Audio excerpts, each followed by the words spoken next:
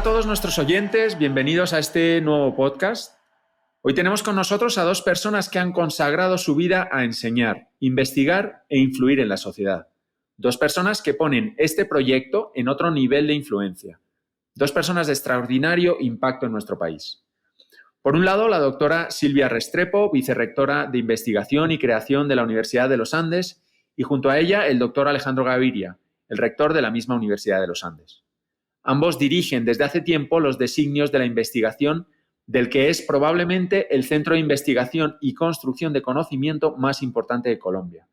Dos invitados de auténtica relevancia para este proyecto y sobre todo para el futuro del pensamiento en Colombia. Buenos días, Silvia. Buenos días, Alejandro. Buenos días, Juan Manuel, y fue muy generosa tu presentación. Muchas gracias. Buenos días, igualmente, Juan Manuel. Muchas gracias también. Bueno, para comenzar con los dos y para comenzar esta conversación, nos gustaría empezar por lo más relevante de la misma. Querríamos preguntarles por la importancia de comunicar las investigaciones a la sociedad y la pregunta podría ser sencilla, pero a la vez muy compleja. ¿Por qué la producción de conocimiento científico no es capaz de acceder de manera efectiva a la sociedad? Yo puedo empezar, si quiere, con una reflexión general y con una dificultad que es casi estructural. La producción de conocimiento científico, que en el fondo está basada en un diálogo de especialistas, va a implicar necesariamente como resultado de una evolución casi natural que el lenguaje comience a sofisticarse y además esa discusión, esa conversación entre científicos se da enmarcada en unos métodos, cada uno de ellos con un lenguaje particular. Yo creo, Juan Manuel, que podemos decir de antemano que la forma como los científicos generan conocimiento, la forma como conversan, la forma como intercambian conocimiento, no es una forma que puedan entender de manera inmediata los ciudadanos del común. Entonces se requiere un esfuerzo deliberado, adicional, complementario a la producción de conocimiento científico para acercar ese conocimiento a la gente. Esto no va a ocurrir de manera natural. Y en el fondo tenemos que tener en cuenta que esa jerga es eficaz porque permite a los científicos comunicarse adecuadamente. Pero esa jerga de alguna manera genera problemas de comunicación con el resto de los ciudadanos. Y de allí la importancia de la divulgación como un esfuerzo, ya lo dije, deliberado. Bueno, yo agregaría, y como investigadora de ciencia básica que lo soy, yo me muevo en los dos mundos, entre ciencia básica y lo que llaman ciencia aplicada, que de hecho yo he luchado un poco en contra de esa dicotomía, pero hago mucha ciencia básica. También abogo por esa necesidad de comunicarnos en ese lenguaje técnico para el avance del conocimiento, porque pues tengo que darle a mi colega esos detalles técnicos o a los colegas para que de eso recojan y haya un avance.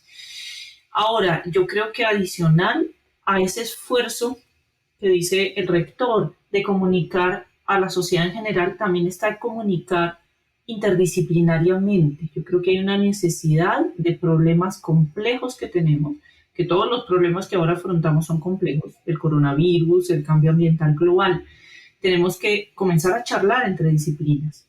Y si no hacemos ese esfuerzo deliberado de comunicarnos con un científico social, hablo desde mis ciencias naturales, con un científico social, con un economista, no vamos a poder resolver estos problemas complejos estos problemas que estamos enfrentando. Entonces tenemos que hacer ese esfuerzo adicional de comunicar con colegas de otras áreas. Han hablado los dos de una jerga científica y esa jerga científica posiblemente evita que nos encontremos con la gente, que finalmente son los receptores de nuestro conocimiento científico. Si vencemos esa jerga, podríamos convertir a los investigadores en investigadores y comunicadores. Juan Manuel, yo creo que aquí hay una disyuntiva. Yo creo que algunos científicos pueden ser comunicadores, otros no. Y en algún momento vamos a necesitar entonces también traductores de ese conocimiento, que pueden ser científicos o no. Algunos científicos quieren entrar en esta área de la divulgación, otros son más reticentes, pero institucionalmente, como instituciones de educación superior, como instituciones generadoras de conocimiento, tenemos que dar ese paso. Puede que algunos, repito, sean reticentes. Ahora, yo creo que hay un asunto que no solo está en la jerga científica, sino también en reflexionar un poco más allá de cuáles son las implicaciones, las consecuencias, los debates éticos, lo que hay detrás de la generación de conocimiento científico. No solo es un artículo científico, una pieza de conocimiento, un retazo de esa realidad que está describiendo un artículo, se traduzca al público, sino que se haga una reflexión un poco más general, más panorámica, si se quiere, sobre lo que eso implica, sobre los debates involucrados, sobre las consecuencias inmediatas y las más de mediano plazo para el resto de la sociedad. Eso necesita también un trabajo especializado, que no siempre lo van a poder realizar los científicos de manera directa. De allí la importancia que tengamos que tener formas sofisticadas de divulgación al interior de las universidades, por ejemplo. Silvia, ¿cómo podríamos conseguir trasladar esa información para que la sociedad se haga eco de la misma y se apropie, se crea beneficiaria de ella? Juan Manuel, yo creo y siempre he sentido que la única manera de apropiarse de algo es sentir que es de uno mismo. Y por eso, de la mano de la apropiación, he defendido desde hace muchos años la co-creación del conocimiento. Si yo lo creo y le digo al otro que lo apropie, va a ser muy difícil. Voy a tener que hacer un trabajo de convencimiento casi psicológico, antropológico, de entender por qué él debe apropiar. En cambio, si yo lo creé con esa persona, él lo va a sentir propio y ni siquiera hay que hacer un trabajo de apropiación porque ya lo construí con él, ya lo construyó esa persona conmigo. Entonces, tenemos que ir entendiendo que esa co-construcción del conocimiento es parte de esa apropiación. Y otra cosa, que no somos los únicos que producimos conocimiento. Entonces, nosotros también tenemos que apropiar conocimiento para entrar en ese diálogo. Es decir, que nuestros ciudadanos sean parte también de esa investigación. Crear con ellos es terminar con ellos metidos dentro de nuestra misma forma de pensamiento, ¿verdad? Ese sería algo... Te puedo contar una anécdota y es relación con esto de CRISPR-Cas. Y perdón, me tomo 2 minuticos. En una isla en Massachusetts o en Connecticut, no me acuerdo dónde, querían lanzar unos ratones editados genéticamente. Pues lo que hicieron fue hacer todo el experimento con las poblaciones de la isla, todos los experimentos incluso de edición y demás, de que los ratones fueran casi criados por esa comunidad para que hubiera esa apropiación de liberación de esos ratones editados que iban a tratar de controlar una enfermedad que es la Lyme disease, que es transmitida por unas garrapaticas de los ciervos. Hay 2 dimensiones, Juan Manuel, en esta co-creación. Una está bien descrita en este ejemplo que trae a cuento Silvia, es formas de cooperación para que estos proyectos científicos puedan hacerse mejor. La otra es una idea, una convicción de mucha gente que ha observado el mundo social y es que el conocimiento está muy descentralizado y no solamente residen los científicos. Y hay comunidades que se han enfrentado intergeneracionalmente por problemas, por desafíos, por décadas, sino siglos, que tienen un conocimiento y que esa interacción entonces con las comunidades debe ser un poco más horizontal que vertical, como fue concebida por muchos años. ¿Cuál es la importancia y la necesidad de que las universidades den ese paso, de que las universidades sean activistas y que las universidades impacten en la sociedad? ¿Cuál es el nivel de esa importancia? Yo diría, Juan Manuel, lo siguiente primero, y yo creo que no es un solo tema de Colombia, sino en el mundo. Encuestas recientes han mostrado 2 cosas. Primero, una gran crisis de confianza en casi todas las instituciones. Una crisis de confianza que empieza a afectar la ciencia, también el trabajo de los científicos. Una manifestación problemática de esto es lo que estamos viviendo con los movimientos antivacunas y cierta reticencia a vacunarse por algunos sectores de la sociedad. Pero dentro de todo eso, la gente todavía confía en las universidades. Y eso nos impone una responsabilidad mayor, creo yo, de involucrarnos más, de trabajar con las comunidades, como bien lo dijo Silvia ahora, tal vez a la par, de manera conjunta, para transformar la sociedad. Yo creo mucho en esta idea de concebir los problemas sociales como problemas de acción colectiva. O sea, no son problemas a los que uno llega a una sociedad y la sociedad pasivamente recibe algo y eso transforma la realidad. Los problemas de acción colectiva son los problemas que involucran a todo el mundo. Pero las universidades tienen que hacer parte de eso, tienen que estar ahí trabajando con las comunidades. Lo que ha ocurrido, por ejemplo, en los Estados Unidos, el país que tiene las mejores universidades del mundo, pero que enfrentó una crisis en su democracia hace poco, de esa naturaleza. Se debe en parte, estoy siendo tal vez reduccionista, a que las universidades se ensimismaron demasiado, se encerraron demasiado en sí mismas. olvidaron su papel en la sociedad. Y ese conocimiento acumulado no fue tan transformador como debió haber sido. Entonces, yo creo que estamos viviendo una época difícil. A veces me gusta a mí describirla, Juan Manuel, como una época de locura de la humanidad. Y las universidades donde, en principio al menos, la razón, la sensatez, cierta templanza, cierta capacidad de mirar el mundo con algo de objetividad, que siempre va a ser difícil, eso que ocurre en las universidades tiene que empezar a llevarse al mundo también. Esa idea de universidad activista que yo describí de manera un poco provocadora en el discurso de posesión aquí en la Universidad de los Andes hace 2 años, se refería a eso, ¿no? A involucrarse más con el mundo, a que los valores que están al interior de estos campus universitarios no sean solamente valores que residen en un enclave, sino que contagien para bien al resto de la sociedad. Y Silvia o el rector, ¿tienen algún ejemplo de algún investigador clave, alguien que podamos entender que ha sido transformador por su doble función entre investigador y comunicador? A nivel mundial, varios. Yo creo que todos los que crecimos con Cosmos no podemos evitar pensar en Carl Sagan como ese gran divulgador. ¿Quién no se acuerda de cuando él hizo la equivalencia del ADN humano en libros? Y eso era pues unas explicaciones y unos ejemplos que a todo el mundo se le quedaron grabados en la cabeza. Yo creo que eso es parte de lo que tú decías también de la apropiación.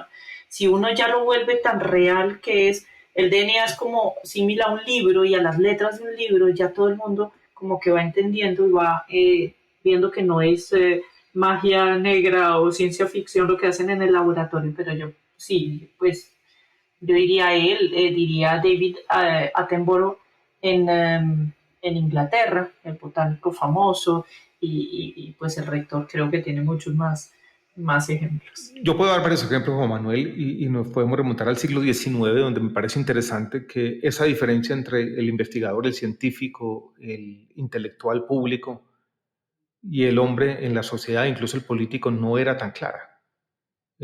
John Stuart Mill, por ejemplo, fue al mismo tiempo un filósofo, un pensador, un economista, un científico social, pero fue un político y un hombre público, y nunca hizo una diferenciación entre una cosa y en la otra, ¿no? Estaba en ambas partes.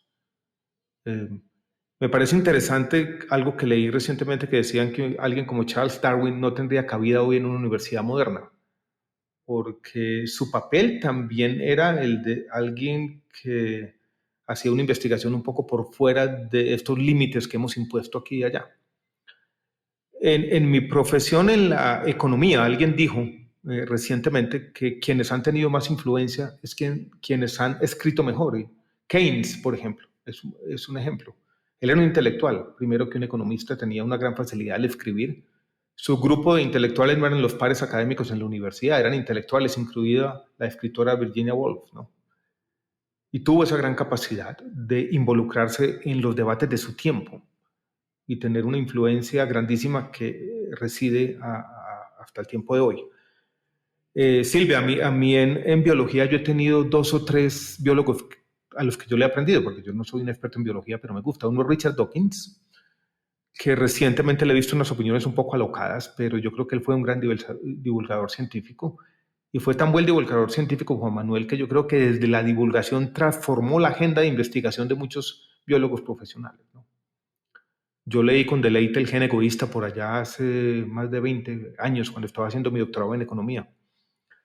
Stephen Jay Gould, que fue por muchos años, creo que curador del Museo de Historia Natural en Nueva York.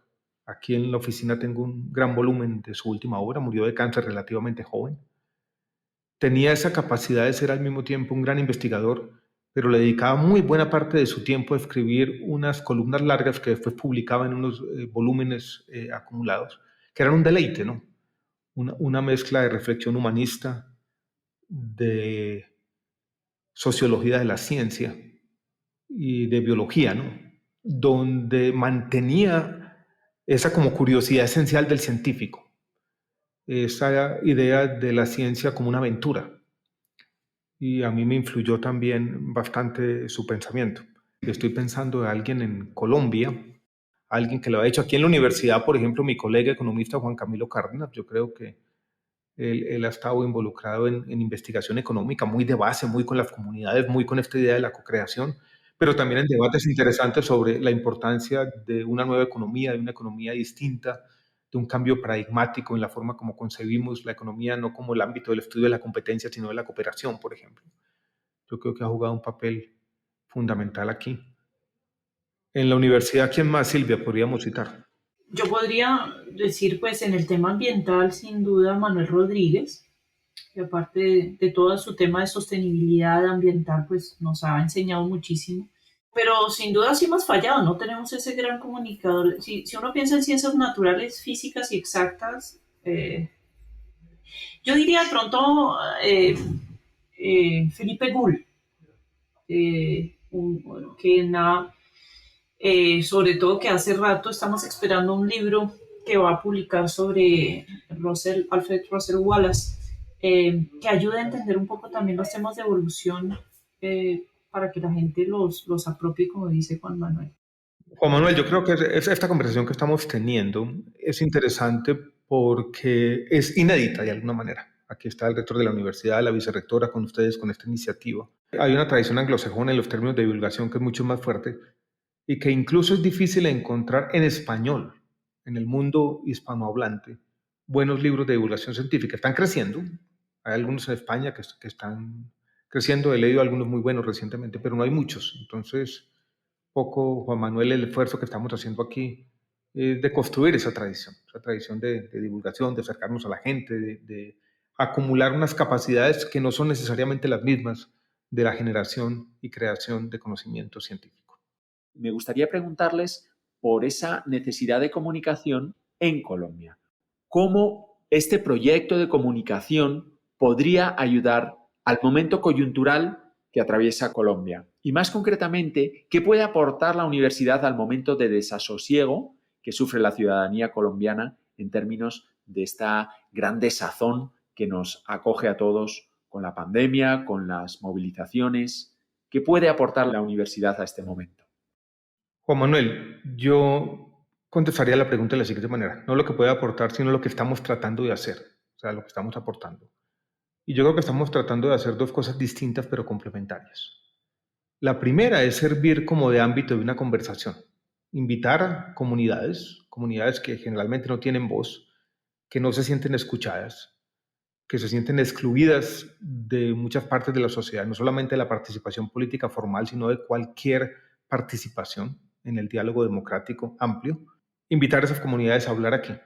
Y Silvia Restrepo en particular ha liderado varios esfuerzos en ese sentido, en lo que estamos haciendo con un conjunto de universidades, tomando un ejemplo chileno que se llama Tenemos que hablar Colombia, uno más particular en la ciudad de Bogotá, donde trabajamos con el PNUD, invitando jóvenes a conversar.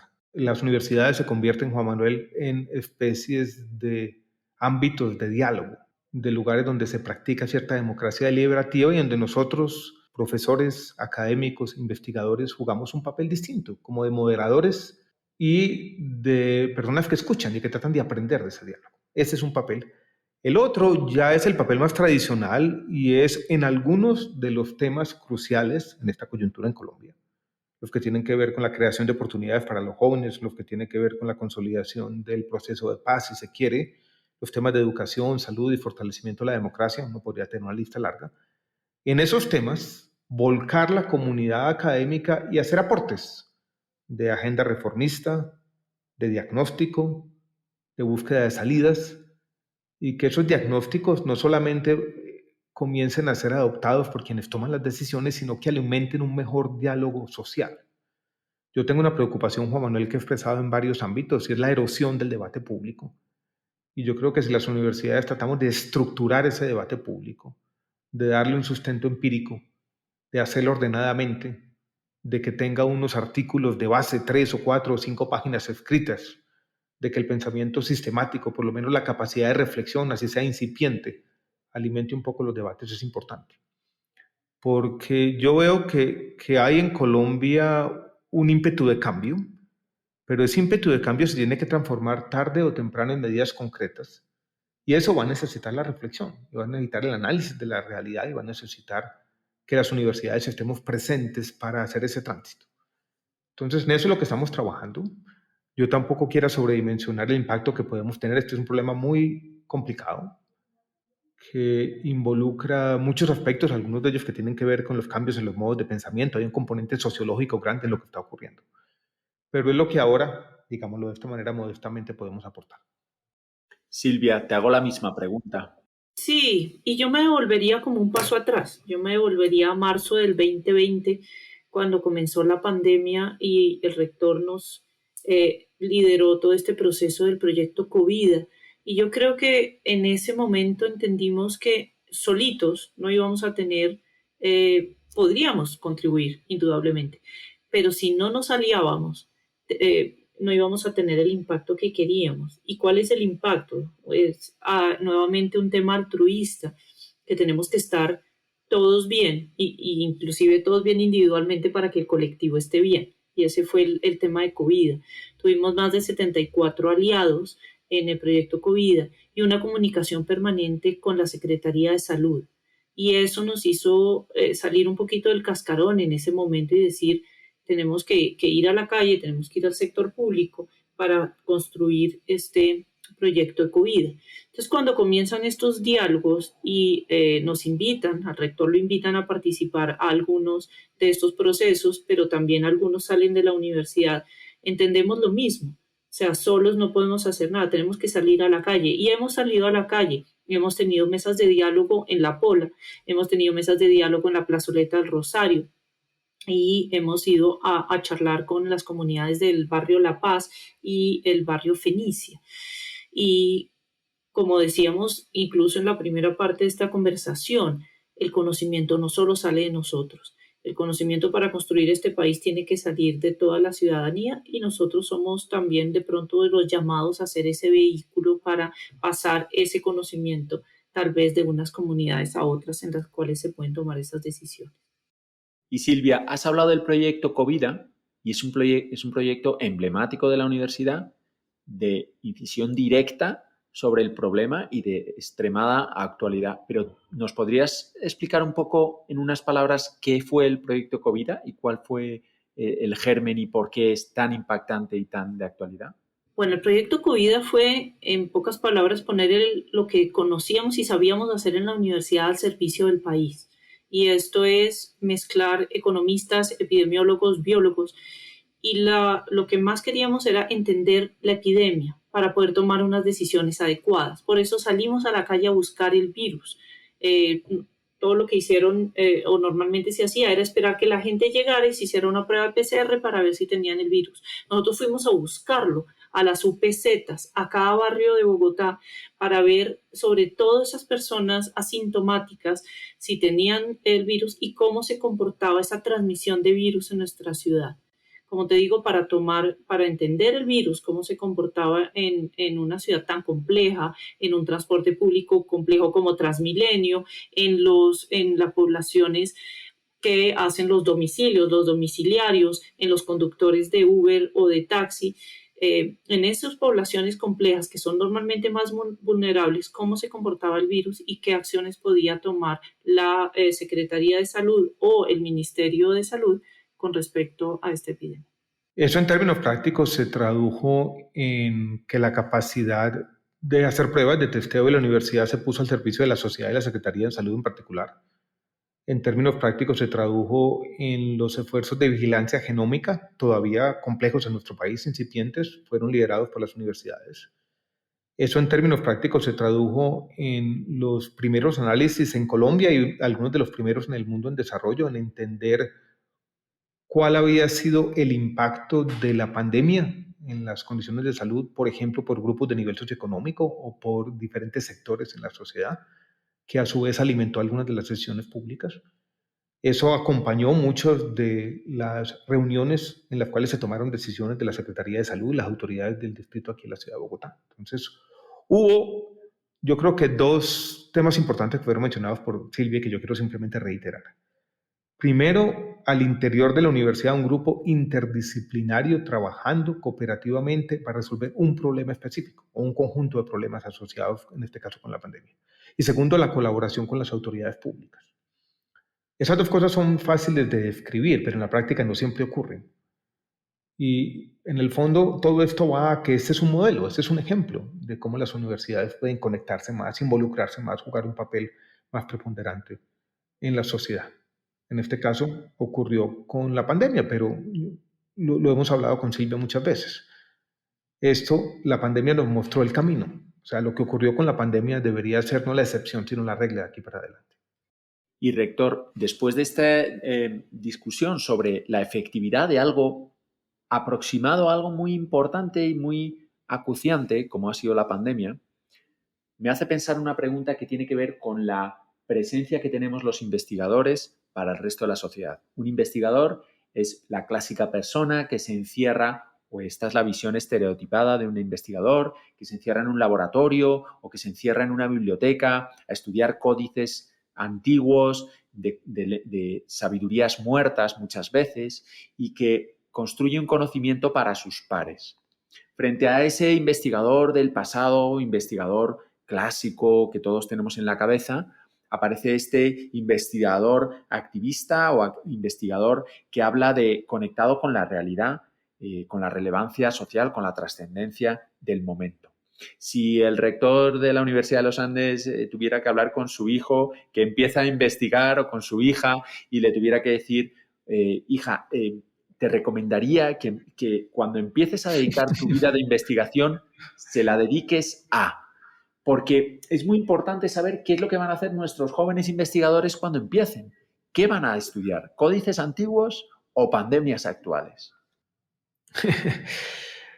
Juan Manuel, es una pregunta compleja porque en el fondo hay una diferenciación que generalmente se hace en la labor de investigador. Hay una que está fundamentada, basada en algo que es casi una característica antropológica, es nuestra curiosidad. Y ese que va detrás del códice antiguo. Por ejemplo, una investigación reciente aquí en la universidad, que yo tuve la oportunidad de conocer y presentar varias veces, y eran libros del siglo XVI españoles que estaban abandonados en las bibliotecas bogotanas y que nos traían noticias del mundo. Y esos libros mostraban una historia de modernización, de cómo llegó Occidente y la cultura y la religión y cómo transformó nuestra sociedad. Y esa curiosidad en el fondo nos contaba historias y esas historias de pronto se conectaban con la realidad actual. Esto para decir, Juan Manuel, que no solamente hay como una idea oblicua sobre el impacto del conocimiento. Esto es, así uno esté dedicado a simplemente escudriñar libros viejos en bibliotecas olvidadas. Una labor que parece más bien la ocupación de un monje que de un científico. Si uno está conectado con la sociedad y si uno mantiene para sí mismo y para los otros que trabajan con uno esa idea que somos hijos de nuestro tiempo y de alguna manera tenemos que tratar de eso que estamos haciendo, presentárselo al mundo. Eso puede ser quizás tan importante, estoy exagerando un poco, como lo otro, como estudiar la pandemia y estar más metido en el problema actual o hacer un estudio sobre la pobreza o sobre la desigualdad. Entonces yo creo que hay algo también interesante en las universidades, que de alguna forma tenemos este doble papel. Sí, conectarnos con el mundo, pero al mismo tiempo ser lugares o ámbitos donde ocurren ciertas cosas y donde la curiosidad humana se manifiesta de forma que no tiene cabida en otro lugar de la sociedad. Yo creo que eso sigue siendo importante. Y yo creo que en las discusiones que hemos tenido sobre Silvia con impacto, hemos sido claros en que tenemos que proteger las dos cosas. O sea, que al lógico matemático o al historiador preocupado por el siglo XVI o al filósofo que trata de entender los textos de Baruch Spinoza y de encontrar en su deslumbramiento inicial alguna idea para este mundo, eso también tiene cabida aquí. Pero ahí viene la importancia de la primera parte de nuestra comunicación y es comunicarlo con el mundo, traer esas verdades, traer ese deslumbramiento, traer esa curiosidad. Entonces lo que le diría yo a mi hijo o a mi hija, que siempre hacen lo contrario a lo que uno les dice, o sea, sería ineficaz en lo que estoy diciendo, sí, es la pasión, ¿no? Mantengan eso en lo que hagan y que traten de, en el fondo, contar historias. Yo leí por allá una frasecita que incluso se parece al epígrafe de Vivir para contarla, que es la gran autobiografía de Gabriel García Márquez. Esta de un físico estadounidense que decía que después de todo, tal vez lo que va quedando, y eso aplica para los investigadores, es tener una buena historia que contar. Entonces, parte de lo que estamos haciendo con este tema de divulgación es construir historias. y construir historias que enganchen al mundo y construir historias que conecten emocionalmente a la sociedad. Y la sociedad conectada emocionalmente puede ella misma, espontáneamente, generar ideas para ir transformándonos e ir mejorando en el margen y asumir muchos de los desafíos que enfrentamos en este momento. Estimado rector, no sabe lo que me transfiere de confianza su contestación, sobre todo para un investigador que empezó en el siglo XII. Yo no soy del XVI. Yo estudié catedrales góticas y la luz y la incidencia de la luz en las catedrales góticas.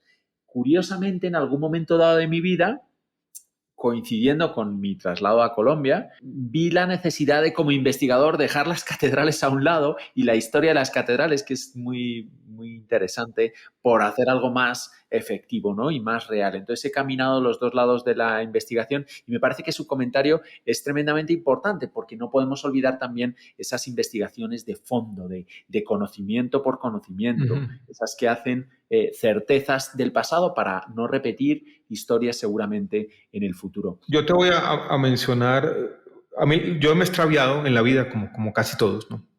Uno termina haciendo algo distinto a lo que quiso ser. Pero algo que he tratado de mantener, Juan Manuel, es esa curiosidad. Y voy a hacer una lista aquí no muy larga de cosas que yo he tratado de investigar en algún momento de mi vida. Cuando estaba haciendo el doctorado hice un artículo sobre la evolución del promedio de goles por partido en las ligas inglesa, alemana e italiana, mostrando cómo en los años 60 el fútbol cambió de manera definitiva.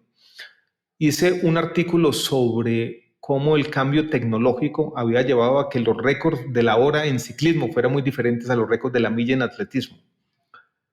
Cuando estaba terminando mi doctorado me refugié durante 4 semanas en la Biblioteca del Congreso en Washington, en los Estados Unidos, tratando de entender cómo un novelista, cuando era joven, Joseph Conrad, había visitado Colombia y había tocado nuestras playas.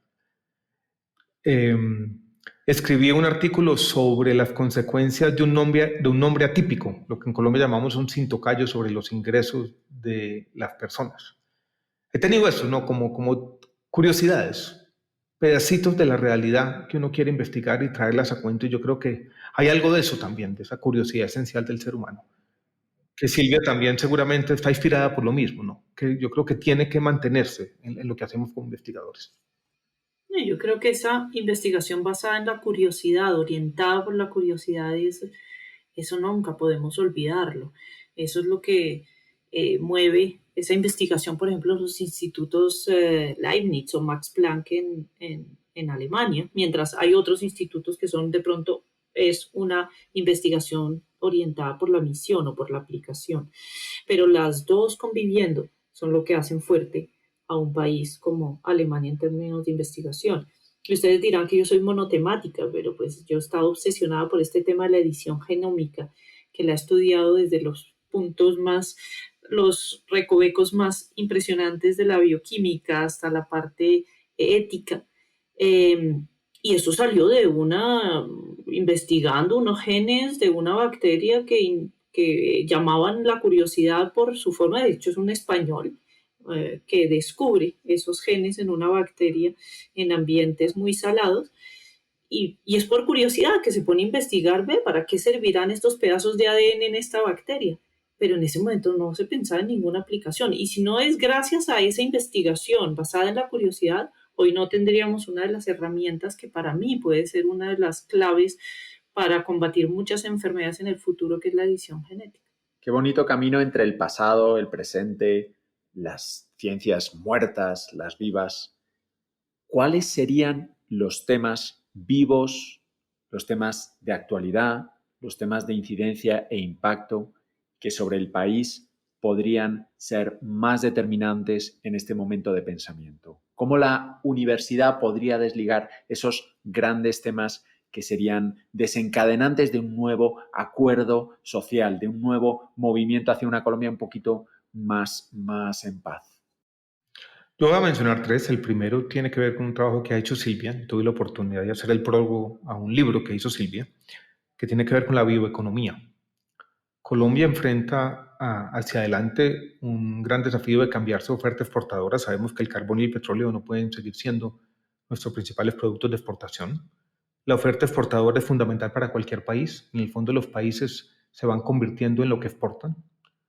y yo creo que la bioeconomía y toda la investigación al respecto ofrece una gran oportunidad. Yo creo que los temas de medio ambiente y el papel de la cultura y de las comunidades indígenas son fundamentales. A mí me parece que, Juan Manuel, nosotros tenemos una gran responsabilidad como miembros de la comunidad global. Colombia no es un país determinante en el control de emisiones, pero Colombia es un país clave en la protección que se tiene que hacer del Amazonas y los bosques del mundo y lo que hay allí como biodiversidad y como acervo cultural. Entonces yo creo que todas las investigaciones que nos lleven a parar la deforestación y a proteger lo que tenemos que proteger y a honrar ese papel que tenemos en las comunidades globales es fundamental. Como economista, yo creo que los temas que tienen que ver con el contrato social, de cómo cobramos los impuestos, a quién se los cobramos y cómo hacemos el gasto social y cómo lo hacemos mejor, si una renta básica cabe dentro del orden institucional colombiano, van a ser discusiones muy importantes donde las universidades tenemos que estar presentes. Colombia es un país de regiones y los aspectos que atañen la descentralización y la forma como nos organizamos como un país de regiones diversas, tan distintas, es también importante también desde un punto de vista de economía pública, pero también de un punto de vista de economía en general. Si uno mira a la periferia de Colombia, se encuentra rápidamente que la inserción en la economía mundial de muchas de estas comunidades, muchos de estos departamentos y regiones, sigue siendo por el narcotráfico o por la economía ilegal o por formas muy artesanales de producción. Y hay dos Colombias. Este es un lugar común, pero es verdad, una en el centro, tratando de modernizarse, y una en la periferia muy distinta, y yo creo que tratar de cerrar esas brechas tiene que ser un papel de la academia. Esos son algunos de los temas, pero yo creo que podríamos hacer una lista grande, Juan Manuel, de 10, 15 temas fundamentales. Sí, no, yo creo que ampliando lo que dice el rector, la economía, aprovechar la biodiversidad y la biomasa que produce nuestra agricultura. Yo creo que ese es un futuro para Colombia. La productividad de la agricultura en Colombia es terrible, es muy baja, perdió su papel en la agricultura en Colombia en el Producto Interno Bruto y es hora de reactivar y eso nos permitirá algo también que yo pienso que es esencial, que es reconstruir el tejido social en las áreas rurales. Y rector, más concretamente, tenemos unos temas que vamos a trabajar en este proyecto de comunicación, este proyecto piloto que estamos creando con muchísima ilusión. Y este primer podcast con ustedes dos va a ser un paraguas de una conversación más grande en torno a unos temas más específicos. Me gustaría si el rector y si Silvia pudieran darle un mensaje de ánimo a estos investigadores que van a ser pioneros en esta forma de comunicar temas de actualidad enraizados con los problemas del momento. Juan Manuel, yo quisiera decir lo siguiente. Hace aproximadamente mes y medio yo iba de viaje hacia Cartagena, había tenido una tragedia familiar. Mi suegra falleció y vi que mi teléfono sonaba de manera insistente y no sabía quién me estaba llamando. Al fin contesté y era la rectora de la Universidad Nacional, que me llamó con la propuesta de que las universidades colombianas nos pusiéramos de acuerdo en una serie de temas. Y de allí surgió esta idea. Yo me acuerdo que yo esa misma tarde, en medio de toda esta tragedia y de aquí y allá, recibí la carta, redacté algunos párrafos, siempre he tenido esta idea de editor y tratar de cualquier comunicado. Y surgieron estos temas que son un primer acuerdo de que las universidades concertadamente nos unamos como comunidad para hacer algo parecido a lo que ocurrió con COVID. Juntamos nuestra comunidad alrededor de estos 6 temas, que son temas fundamentales, muchos de ellos ya los hemos mencionado. Y tratamos, después de generar ese conocimiento internamente, de volcarnos sobre el debate público para tener más impacto. Entonces yo el mensaje que quiero darles a los investigadores es un debate que yo he repetido, un mensaje que he repetido una y otra vez, que Silvia me conoce bien, y es el mensaje de que debemos tener más impacto.